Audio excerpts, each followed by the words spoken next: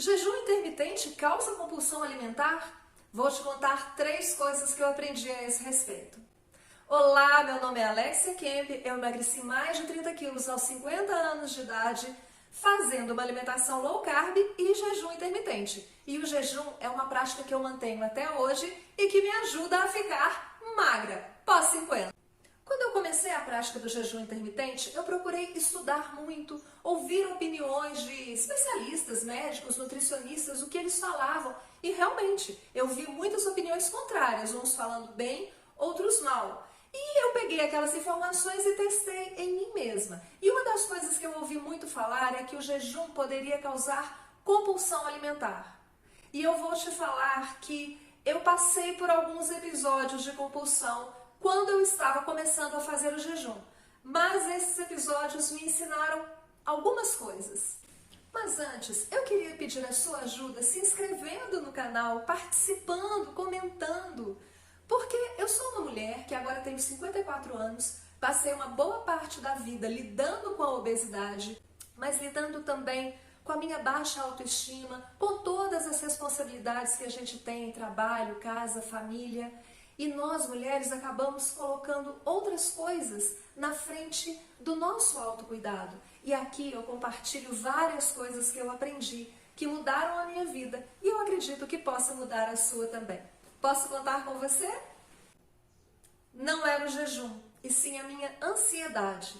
Sabe quando você tem que fazer um exame e você precisa de ficar em jejum para fazer aquele exame? Normalmente são 8 ou 10 horas, não é nada demais. Mas parece que o mundo vai acabar porque você não vai poder comer?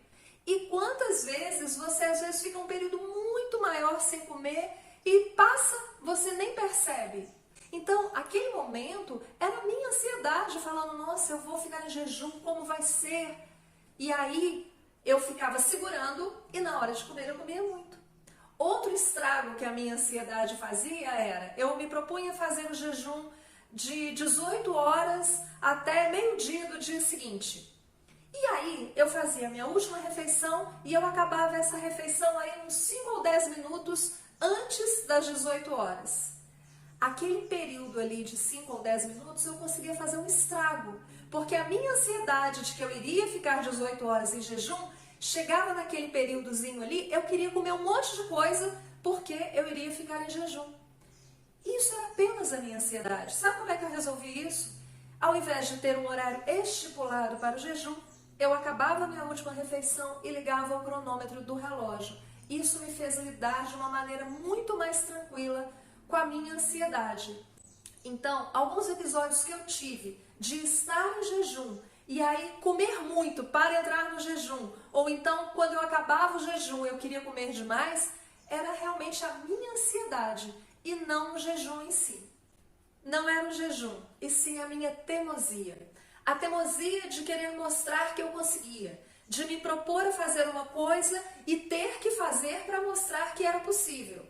A teimosia de, em vez de ficar com aquilo para mim e procurar me conhecer, eu ficar falando. E aí eu ser obrigada a provar porque eu tinha falado uma determinada coisa. E a teimosia também de, mesmo tendo lido, tendo entendido que era necessário baixar bastante os carboidratos para depois entrar em jejum, eu ficava assim, não, só mais um pouquinho, e acabava comendo carboidratos além da conta. Os carboidratos, quando você ingere muitos, eles vão fazer você ter fome. Você começa o jejum e dali 3 ou 4 horas você tem uma fome real. Então essa teimosia de não ter feito uma alimentação correta, principalmente antes do jejum, ou de querer mostrar que eu conseguia, aí quando eu acabava o jejum, eu falava assim, agora também eu vou comer. E essa teimosia me fazia comer mais. Não era o jejum, era a minha baixa autoestima.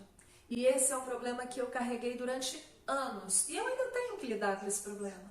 Mas essa baixa autoestima não me permitia me cuidar como eu deveria.